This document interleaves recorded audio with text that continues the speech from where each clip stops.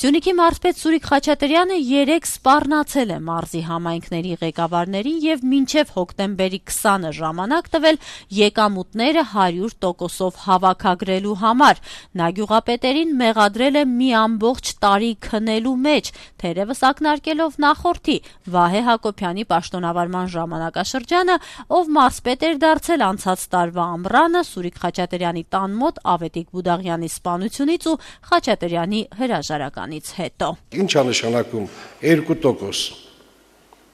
հավաքագրումը 2% կամ 12%, ինչ է նշանակում։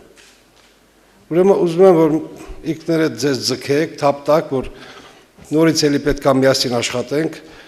եթե այսուհետ երամսյակ 100% գումարները չհավաքեք, ինքներդ ձեզանից նեղացեք։ Սա մարզպետի պաշտոնում Խաչատրյանի վերանշանակումից հետո մարզխորհրդի առաջին նիստն էր։ Մինչև ամսի 20-ը ձեզ բոլորի ժամանակ։ Ամսի 20-ին բերեք հասցնեք 100%։ Ամոթը մի ամբողջ տարի քնել եք, թե հողի հարկը տվողը կա։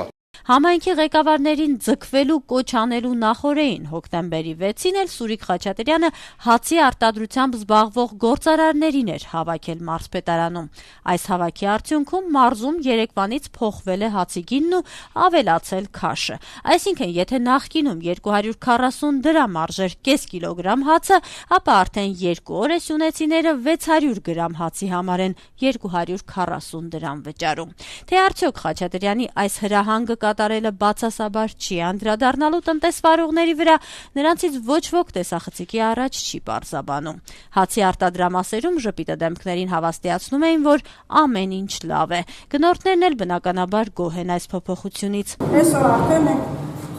600 գրամից ենք հացը բաց թողել, պատրաստ է հացը։ Ինչ վերաբերմունք պետք է ունենամ, հոսոված չենք մնալու, ինչ էլ լինի առնել ենք ուտենք։ Դե լավ որոշում է, եթե տենց լինի։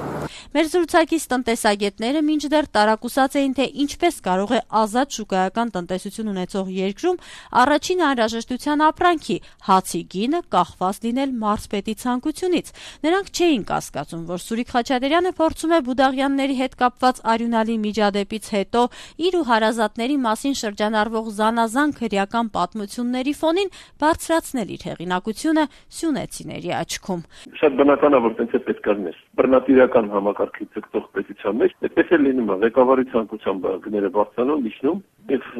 դրա դեպքում արդեն մարզային ղեկավար պաշտոնը զբաղեցնող անձնավորը փորձում է այդ ձևով միգուցե ժողովրդի մոտ հեղինակություն ձեռք բերել։ Ամենավատ նախադեպն է, որ կարող է ընդհանրապես սկսել գործել Հայաստանում, որտեղ ի վերջո դրա արդյունքը լինում է շատ վատ։ Իսկ տնտեսվարողները վնաս չեն կրի։ Կարող են հիմա վնասով աշխատել, միայն թե իշխանության ներկայացուցիչ ցանկությունները բավարարել։ Պարզ է, որ վախենում են, սրա մասին ենք մենք անընդհատ խոսում։ Սա դասական պոպուլիստական քայլ է ֆեոդալիզմի նշույլներով, համոզված էր հայկական ժամանակ օրաթերթի տնտեսական մեկնաբան Հայկ Գևորգյանը, ով այստեղ նաև քրեական հանցագործության էլեմենտներ էր տեսնում։ Եթե լուրջ վերաբերվենք այդ հարցին, տեղի է ունեցել քրեական հանցագործություն, Սանոսյան 5-րդ հոդվածը սահմանում է, որ պաշտոնյաները պիտի իրականացնեն այնպիսի գործողություններ, որոնք բխում են իրենց լիազորություններից։ Մարզպետի լիազորությունների մեջ Հայաստանի Հանրապետության օրենքներով սահմանված որևէ կետ չկա, որ մարզպետը իրավունք ունի միջամտել գներին։ Գների ձևավորման միջամտելը նշանակում է միջամտել տնտեսվարող սուբյեկտների գործունեությանը։ Դա քրեական հանցագործություն է։ Բայց կարծում եմ պետք չի լուրջ վերաբերել։ Հենց փաստը, որ Սուրիկ Խաչատրյանը Հայաստանի Հանրապետությունում մարզպետի պաշտոն ունի, դա մեզ ստիպում է արդեն լուրջ չվերաբերվել իշխանություններին ընդհանրապես, հա։ Պետք է հումորով վերաբերվել այդ ամեն ինչին, ուղղակի պոպուլիզմ է։